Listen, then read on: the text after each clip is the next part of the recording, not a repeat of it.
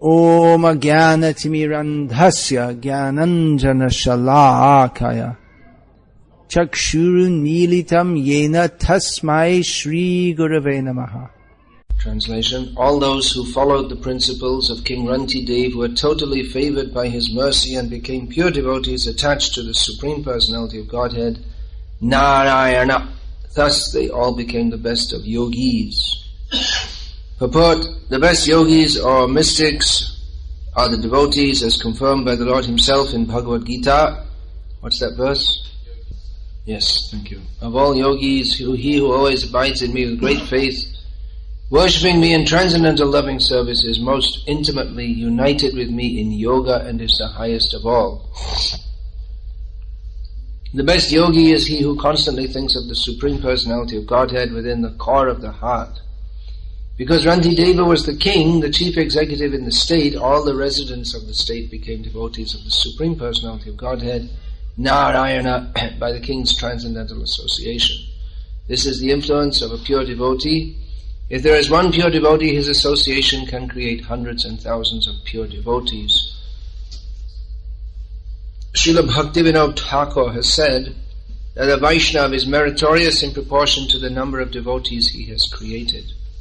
A Vaishnava becomes superior not simply by jugglery of words, but by the number of devotees he has created for the Lord.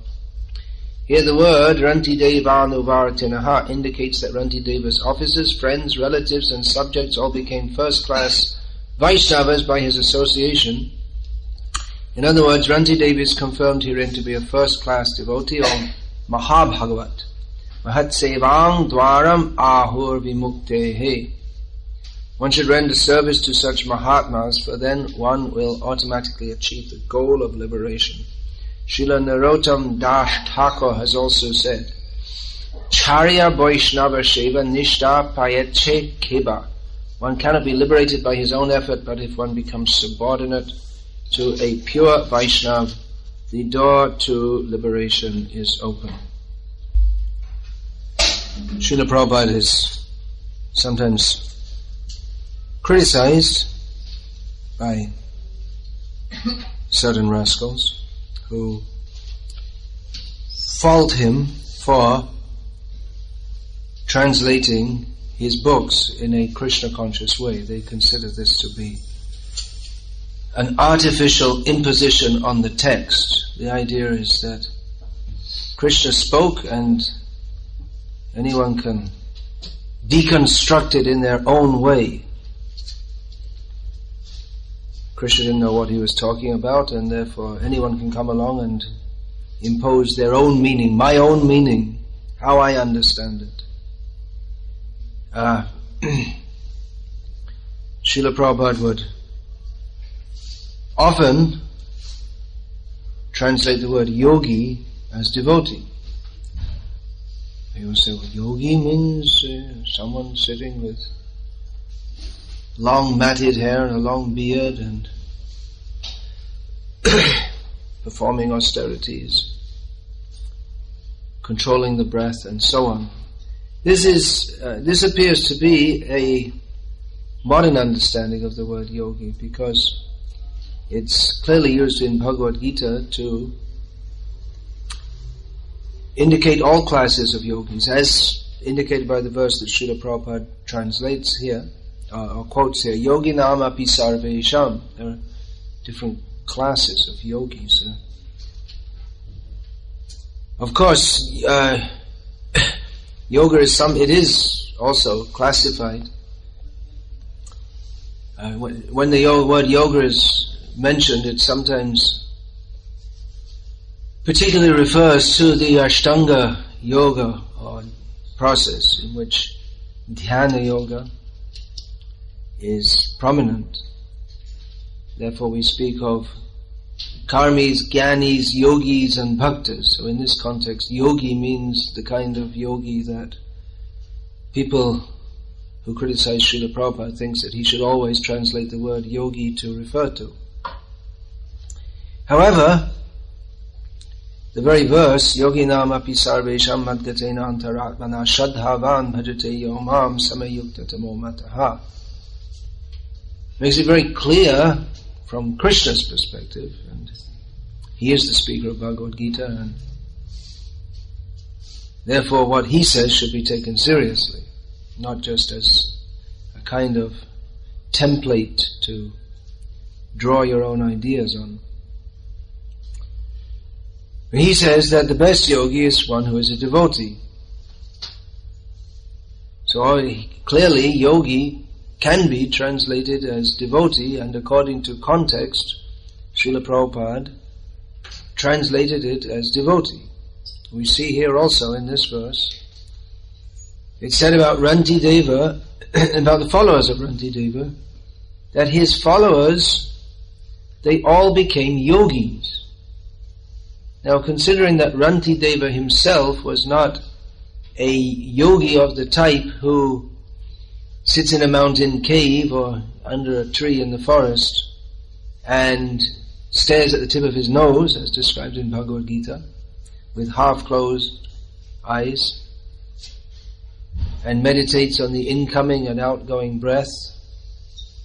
Ranti Deva wasn't that kind of yogi, so it would seem very strange if everyone in his kingdom became yogis. And it would be difficult to imagine how the kingdom would be a kingdom at all if everyone was a yogi, because a kingdom means there are various social, economic functions, social and economic functions within the kingdom. But if everyone becomes a yogi of the sitting in the jungle or cave type, then what kind of kingdom is it?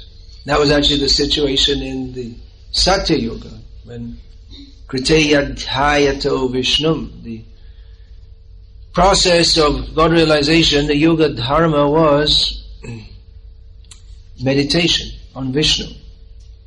And the Varnashram wasn't established according to the Bhagavatam. Everyone was pure devotee, and there wasn't, or highly elevated, Hamsa Jati, the nature of swan-like person. So there wasn't a need for social organization. There weren't much social activities going on. There's no need actually for persons who are interested in self-realization to interact with others at all. They can simply meditate, and by the grace of the Lord, Chirani King Patina. Well, they don't even need clothes. Shukadev Goswami says, are there not clothes on the road?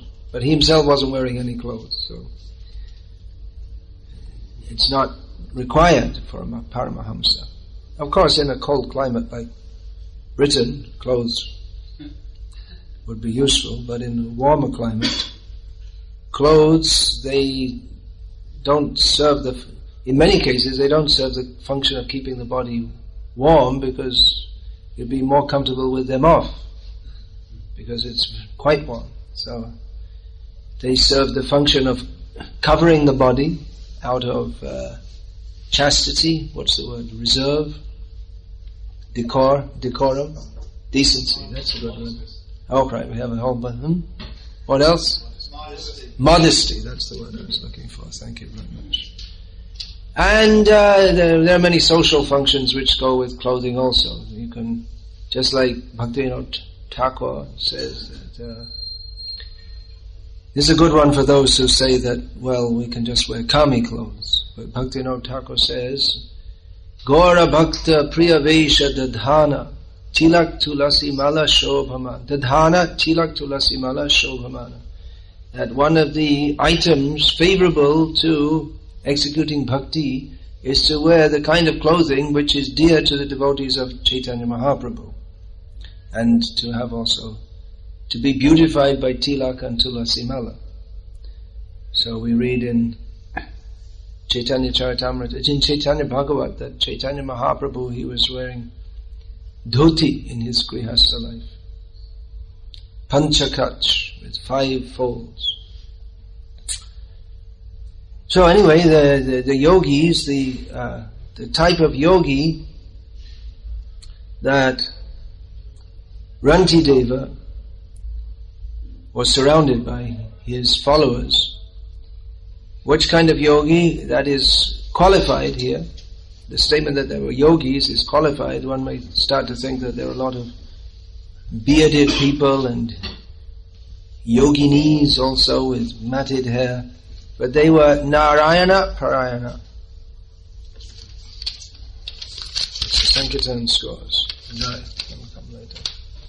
They were attached to Narayana. They were devotees, as he was a devotee.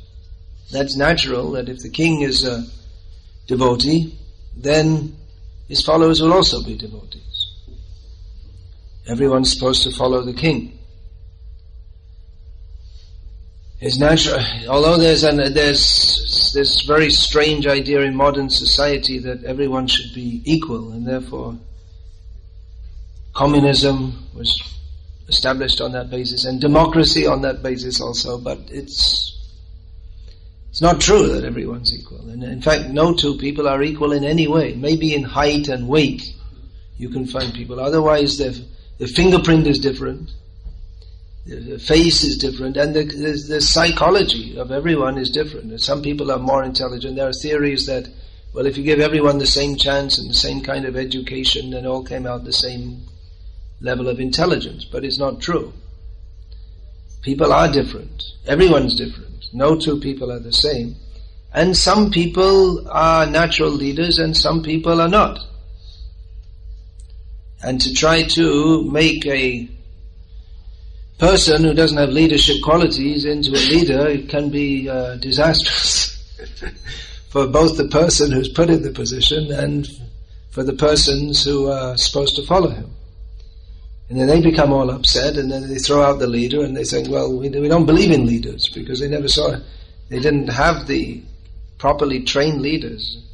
First, it should be seen if they're capable to be leaders, and then trained. That's the Varnashram system, that in childhood, the boys are separated, or they're trained according to their inclination, which is indicated just after birth, shortly after birth. Just like there was a common ceremony that the child would be placed, or some items would be placed within grabbing distance of the baby. A book, shastra, some money for the Kshatriya inclination. I don't know if they put a knife or something. I'm not sure exactly. I can't remember. So what did Chaitanya Mahaprabhu choose? Chose the book, yeah. So his parents are very happy with that. We see also Parikshit Maharaj. All the children of the higher castes, they had their astrological chart made up shortly after birth. That's still going on in India. And it's understood from this that what kind of person they're going to be. And they're trained accordingly. So, Rantideva was Narayana Parayana, and his followers were all Narayana Parayanaha. They all became devotees by his association. The best yogi is he who constantly thinks of the Supreme Personality of Godhead within the core of his heart.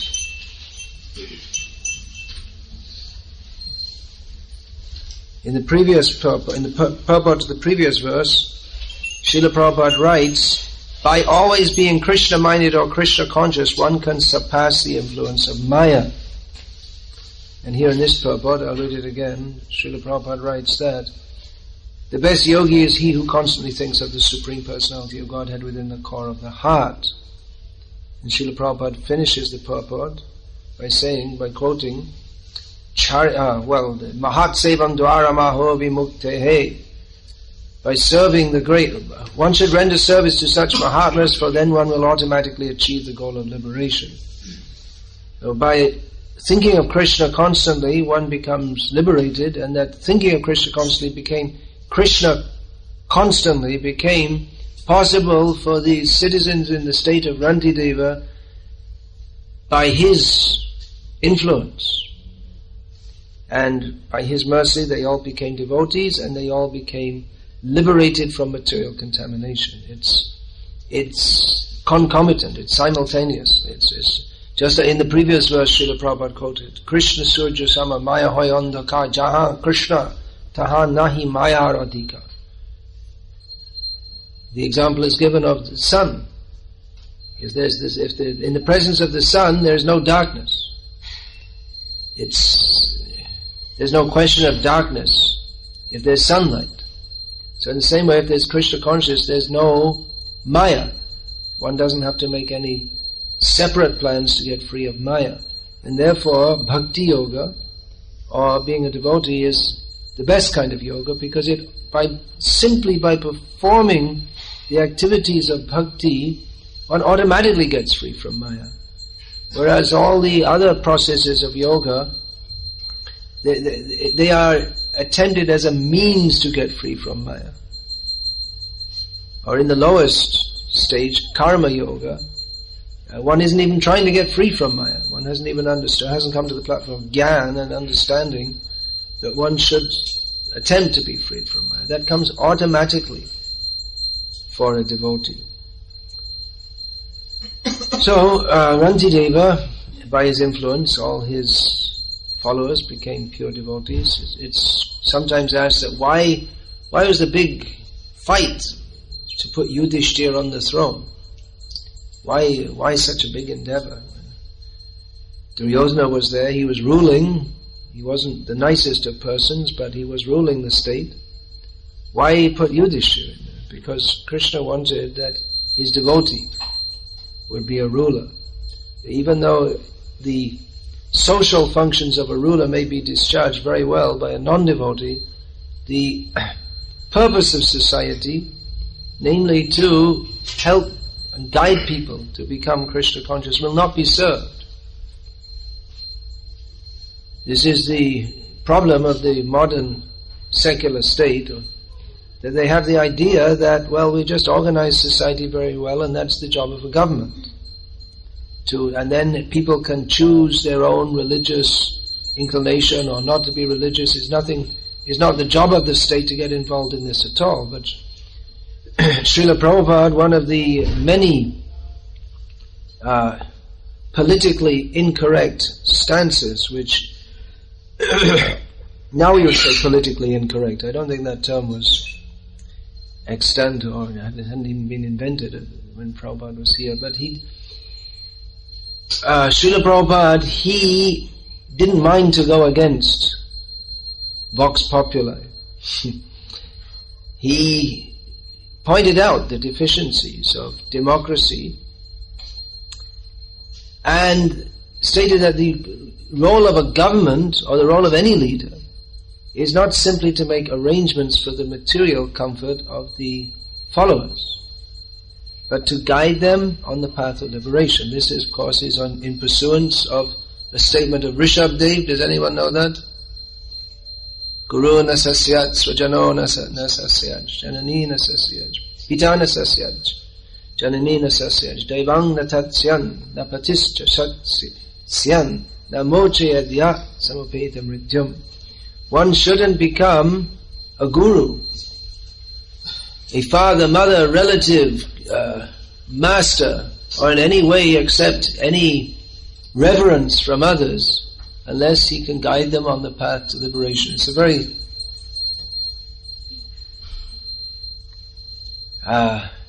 challenging statement, is it not? Don't become a father and mother. Don't take any position of leadership. Don't accept any respect from others unless you can benefit them in the best way, which is to lead them on the path from becoming free from birth and death. So Rantideva accepted the respect of his followers, of his citizens, his subjects. He didn't shy away from that, he accepted it, but he gave them in return the opportunity to be Krishna conscious. Srila Prabhupada had the stupendously ambitious plan to make the whole world Krishna conscious. Does anyone know about that, by the way?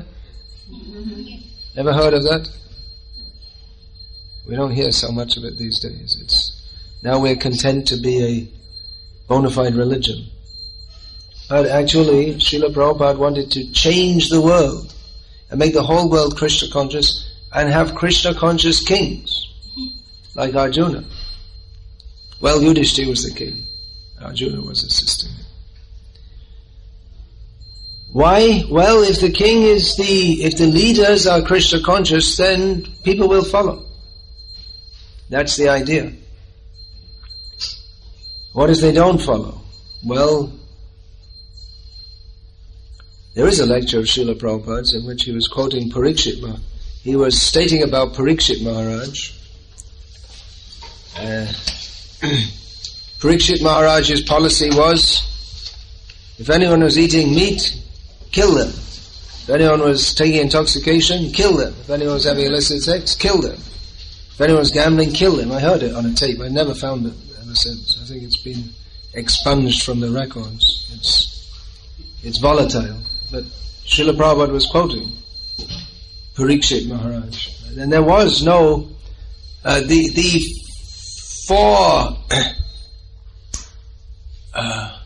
principles of our dharma, or the four violations of dharma, of the four pillars of dharma, namely meat eating, gambling, intoxication, illicit sex, did not exist in the kingdom of Parikshit.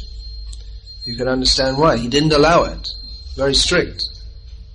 So that's why Kali, when he was exiled by Parikshit said, yeah, you can go to any of these places. He said, well, there aren't any of those places, because you rule over the whole world. That's another thing that Srila Prabhupada said, which modern people won't accept. Parikshit ruled over the whole world and says the 7 oceans. Can't remember. 7 islands. Was it Saptadvipa or I think it said 7. I was thinking Saptadvipa. I was trying to think of the Sanskrit. Anyway, we can check it out afterwards. But Parikshit ruled the whole world, and Kali said, well, there's nowhere I can go on this planet. So then Parikshit Maharaj said, okay, you go where there is gold. And gold has become or money has become the symbol of cheating. Just like in Sweden a few days ago, when I changed Swedish krona into pounds as I was coming to England, I got fresh, brand new notes, never used, freshly printed. Is there gold to back it? No. Why is it called a pound? 1 pound, because it used to be exchangeable for a pound of gold. And now an ounce of gold costs how much? 600 pounds or something more? I don't know. Anyone here in that line? No. Well, no, it might be. So they're just cheating. They issue paper money. Srila Prabhupada said that this has caused the corruption of the whole of society. This easy money, but it's not real money. And it's exchangeable for illicit sex, gambling, intoxication and meat eating. These are the business. Just see the difference. Parikshit Maharaj was taking the trouble to go. He wasn't just sitting at home listening to some Hindustani music and having some dancing girls, but he went out in his kingdom to check that there's no illicit sex, meat eating, gambling or intoxication. He went out. He was busy to see that. And the modern governments, they are promoting these things. They're promoting slaughterhouses, prostitution. This pornography is such a huge business. Why doesn't the government stop it? It's they in the name of art, they say. Well, what is it? Free expression. It's not art. It's vulgar. It's the lowest class thing on earth, and it messes up people's minds. But it's business. It's good business, and probably the politicians themselves, they may enjoy it also.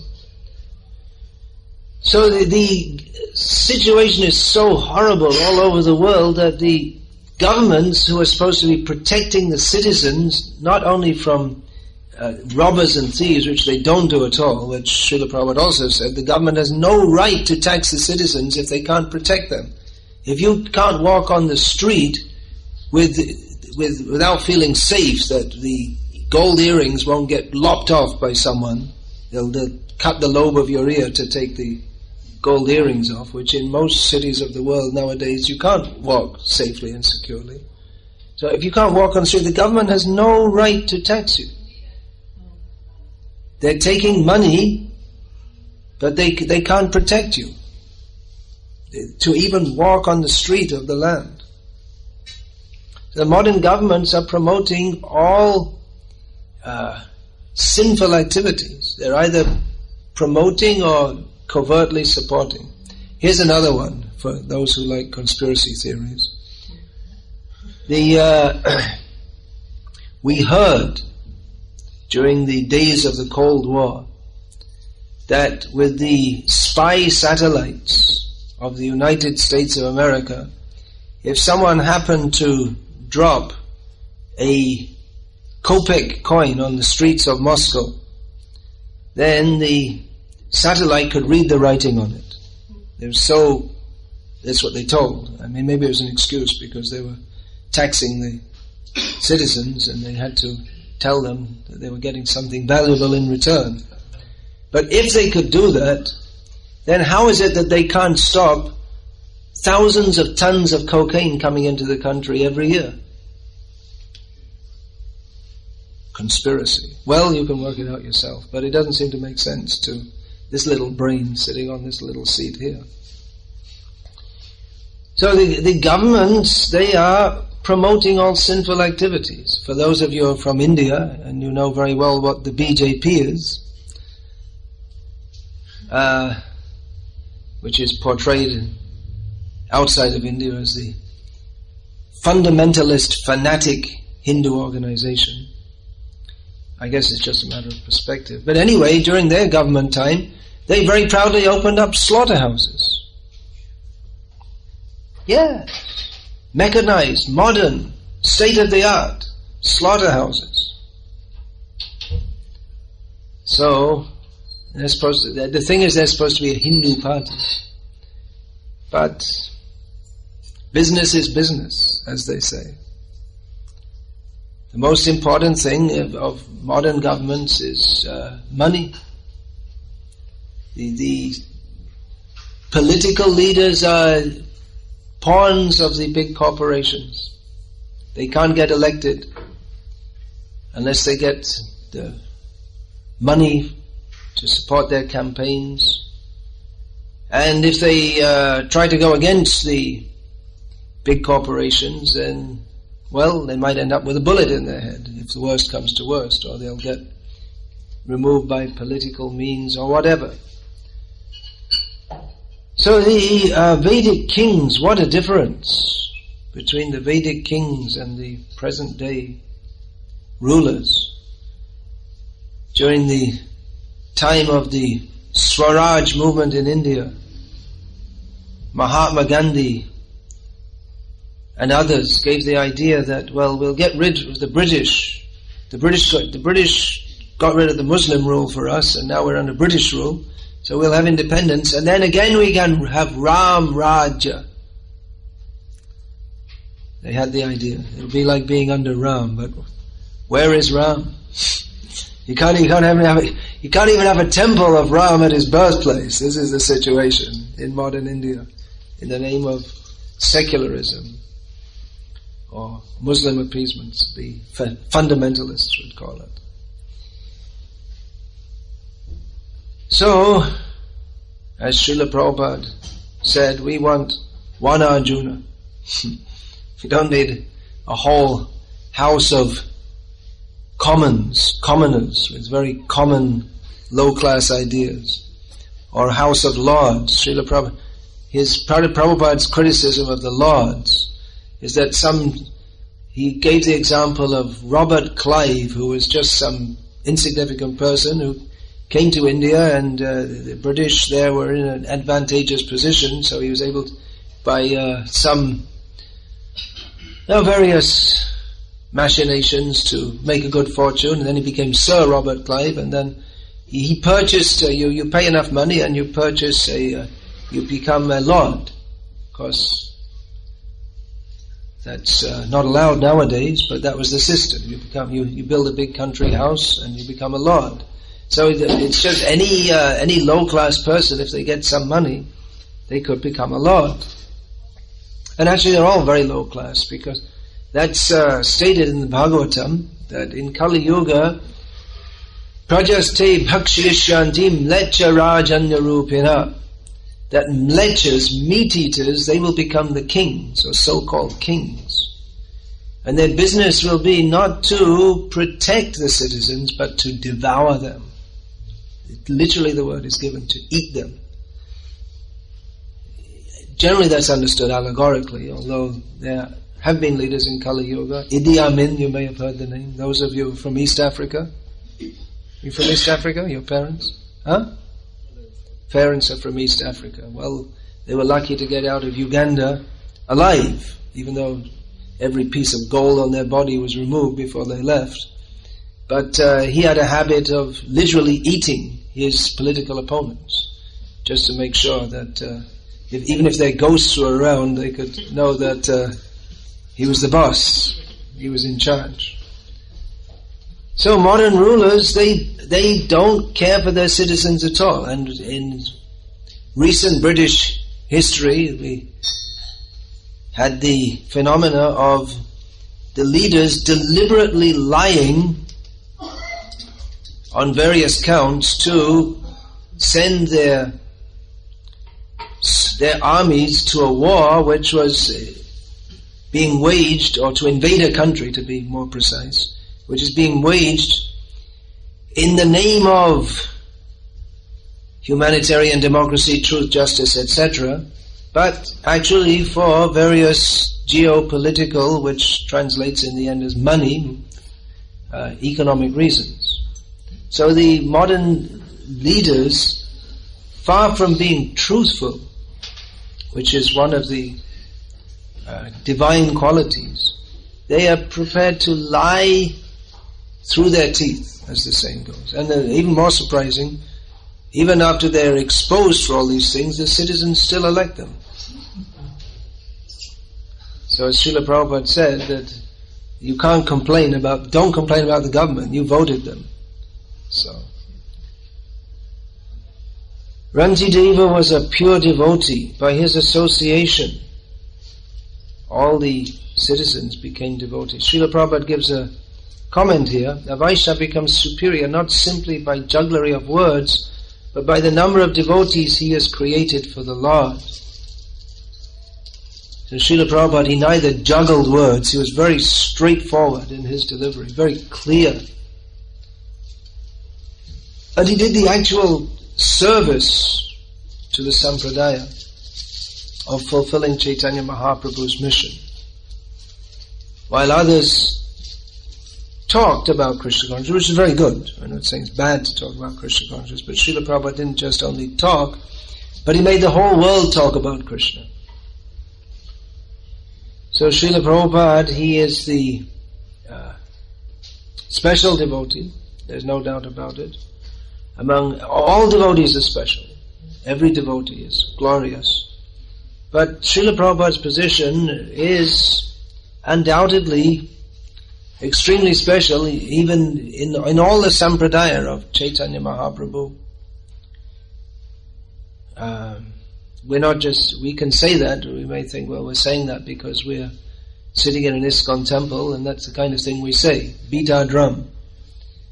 But even if we examine in a subjective manner or a neutral manner, certainly what Srila Prabhupada has done is unprecedented, inimitable, and the sign of, or the characteristic of being a very special and very dear devotee of Sri Krishna Chaitanya Mahaprabhu.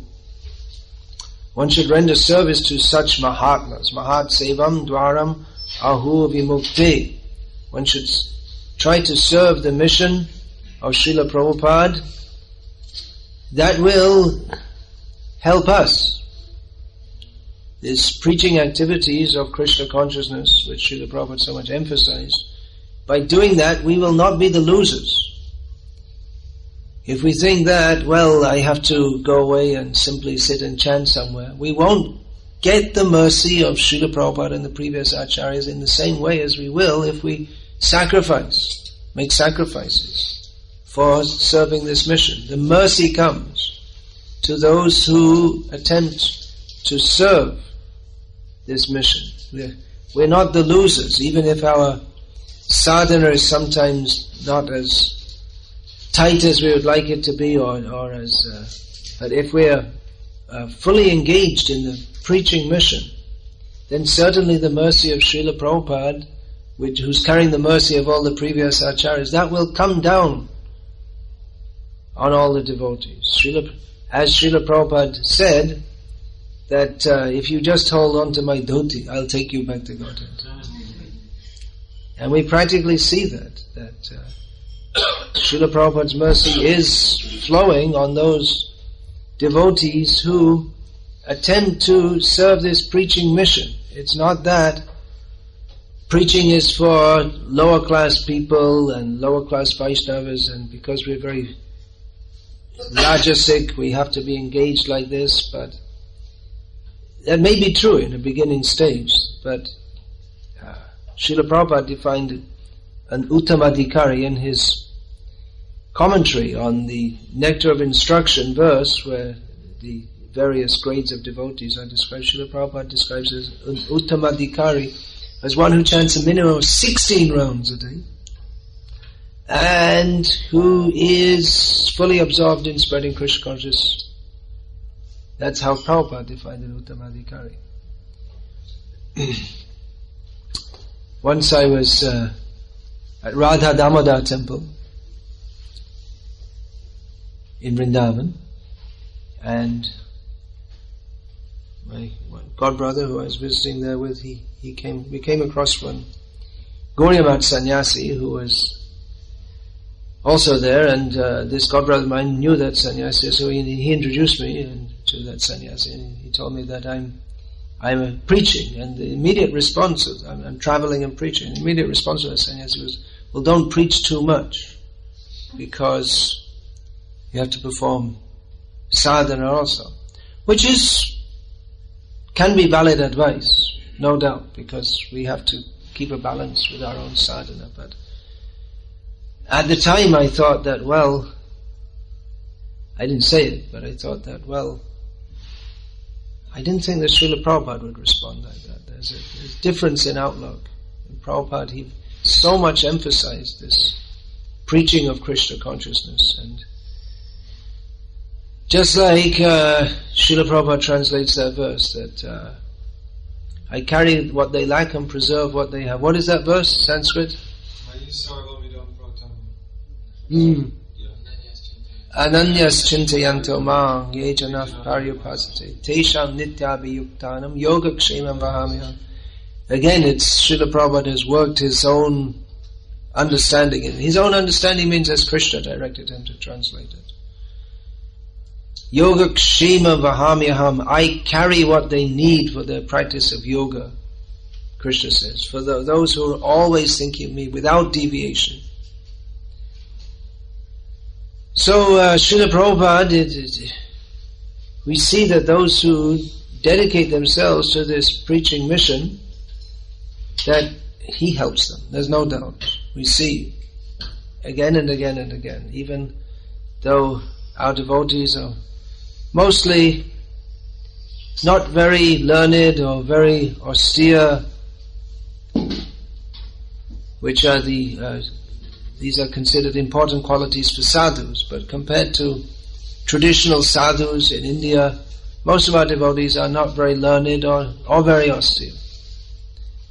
But that they dedicate themselves to spreading Krishna consciousness and cultivate always thinking of Krishna, earns them the mercy of Krishna, earns them the mercy of Srila Prabhupada. So, Hare Krishna, I'll finish here. Are there any questions or comments, please? Yes? Well, that's what you always say. But you mean it, I hope. It's a British kind of thing to always say thank you and... Yeah, I know, but you've been here you've been here now probably more, isn't it? More years than you lived in Poland, is it? 12 years, I think, in December. 12 years. And if you put together all the minutes that you spent on the streets chanting Harinam, it'll probably be about half that time, right? 6 years on Oxford Street, Piccadilly, chanting the holy names. Jai, Hare Krishna. Preaching is sadhana. Well, this is an interesting point, because sadhana we generally take to mean sitting in the temple, chanting Hare Krishna and listening to class and all these activities. But sadhana, it means a means. So everything we do is sadhana. If it's aimed at the sadhya, or the goal, which is love for Krishna here. Sadhyam tat priti. Bhakti says, love for Krishna. So it's all sadhana. It's not, sometimes we hear devotees saying, well, I hope everything is going well in your preaching and bhajan. But actually, although there is a distinction, we generally say our bhajan or our sadhana is sitting and chanting, and preaching is something different. But actually, preaching is also part of bhajan. And bhajan is also part of preaching, because if we don't also perform, we're going out and preaching, everyone should chant Hare Krishna, you chant 16 rounds a day, but if we don't chant ourselves, then what kind of preaching is that? Or if we say everyone should rise early and attend the Mangaladi, but we don't do it ourselves, where then it's not really preaching at all. What is that? Apane Acharya Bhakti Prabhu Jiver Shikai. This Chaitanya Mahaprabhu taught by his example. Apane na koile dharma shikan na jai. If one doesn't himself practice, then how can you teach? So yes, preaching is also part of our sadhana. But a balance is also needed. We also need to have regular attendance in classes on the Bhagavatam, all the inauspicious things within the heart are destroyed. So this is also required. Yes, please. What's the greatest service you can give to Krishna? What is the greatest service we can give to Krishna? We cannot give any service to Krishna. Krishna doesn't need any service from us. The greatest service begins with understanding that we are not at all qualified to serve Him. Then we can begin to be admitted into the service of His servants, which Krishna recognizes as the greatest service, to serve His servants. But then we're not qualified to serve even them. So then we have to simply beg to be allowed to render some service to the servants of the servants of the servants of the servants of the servants of Krishna. So cleaning the temple, doing 16 rounds every day, listening to what you're doing about preaching and all this stuff. Yes. So what's it for? It's for service to Krishna. But He mercifully accepts it, although He doesn't need it. Every master has something his best. Yeah, but it's not the thing. Krishna doesn't need our service because He's self-sufficient. He wants our love. So it's not so much the service we perform as the attitude we do it with. So loving Him, praising Him. Yeah, but love means service also. Yeah. So one can clean the floor for Krishna. We could employ someone to clean the floor here. And actually many of our temples throughout the world, they do employ people to clean the floor. But they're cleaning it for, £10 a day or whatever they're paid for. So they don't get love of Krishna. But devotees who do it, thinking that I'm so fortunate to have this opportunity, though I'm completely unqualified, but somehow or other I've been given this opportunity to clean the floor in Krishna's temple and take up all the dust that all the Vaishnavas have left from their feet in the temple room. I'm so fortunate. So one who thinks like that with pure devotion, that service is very pleasing to Krishna. But if someone comes in with the latest fancy cleaning fluids and it's all a super job, but they're just doing it for money, then it doesn't please Krishna. So it's the attitude. So the main thing is to love Krishna. But then if we love Him, we have to serve Him. Otherwise, if you simply say, I love you, I love you, I love you, but I just love you, that's all. I'm not doing anything for you, I simply love you. Then, just like here's a little story I made up of in the old days when there used to be families of men and women married together, and the man used to go to work and the woman stayed at home. So we can project our mind into this strange scenario. And so the man comes home at night and the wife says, darling, I love you. Oh, that's nice. I love you so much. That's great. What did you cook? I didn't cook anything, but I love you. So he may say, well, better you don't love me and you cook something. So actually, in Indian culture, the husband and wife don't say to each other, I love you, I love you, I love you. In Western culture, they say, I love you, I love you, I love you, and then, after a few days, I divorce you. That's all. But in Indian culture, they don't say it. It's not said. It's just understood, that's all. It's a more subtle culture. And if you say, I love you, that means that there may be some doubt about it. If you have to say it. You never tell me that you love me. It's understood. If the husband is doing his duty and the wife is doing her duty as a wife and mother, then it's understood. And then they discuss about the future of the children and this and that, and it's understood by their dealings. Or maybe they don't love each other. But anyway, they go on with life. If they love each other, very good. If they don't, well, too bad. But you have to go on with life. That's all.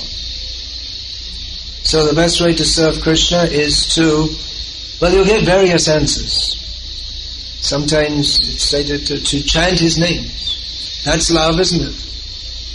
Of course you can be. Sometimes people are paid to chant the holy names also.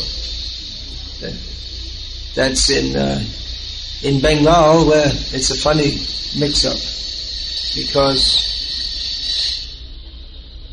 they've heard.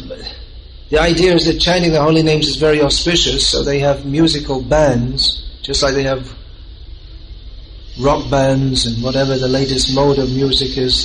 They pay people. Now, actually, they don't do it now, right? It's all coming out of a machine. They make it. One guy with a computer makes all the. Is there still rock musicians and this and that? I suppose there must be some. Uncle Mick and Grandfather Mick Jagger, multiple grandfathers. So,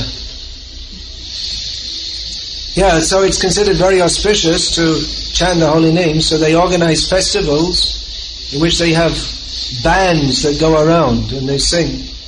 And they'll sing whatever you pay them to. If you pay them to chant Hare Krishna, they'll chant Hare Krishna. If you make up some other mantra which you think is better, they'll chant that too, because whatever the flavor of the day, whatever you want. So you get bands going around singing Hare Krishna, and at their next gig they'll chant Jai Guru Dev or whatever it is. But that's not love.